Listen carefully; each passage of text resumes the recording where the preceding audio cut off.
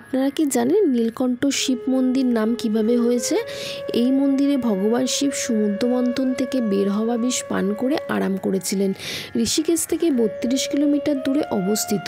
মনে করা হয় যে ভগবান শিব এই স্থানে 60,000 বছর ধরে ধ্যান করে বিষের জ্বালাকে কম করেছিলেন। মন্দিরে অবস্থিত শিবলিঙ্গে নীল চিহ্ন দেখা যায়। পৌরাণিক কথা অনুযায়ী বলা হয় যে সমুদ্র মন্থনের সময় ভগবান শিব সমুদ্র মন্থন থেকে বেরানো বিষ কালকুটকে নিজের হাতে নিয়ে পান করেছিলেন।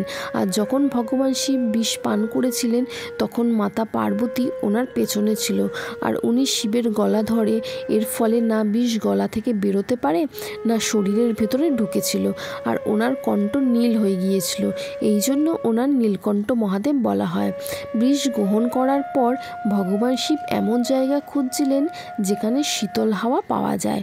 ঘুরতে ঘুরতে তিনি মণিকূট পর্বতে পৌঁছায়, আর ওখানে উনি শীতল হাওয়া পায়, যার পর ভগবান শিব এখানে বসে 60,000 বছর ধরে ধ্যান করে। এই জন্য এই স্থানকে নীলকণ্ঠ মহাদেব মন্দির বলে। তো আজকের ভিডিওটা ভালো লেগে থাকলে বন্ধুবান্ধব রিলেটিভদের সাথে ফেসবুক, হোয়াটসঅ্যাপ, টুইটারে শেয়ার করবেন। আরও এরকম ভিডিও দেখতে চ্যানেলটি সাবস্ক্রাইব করবেন।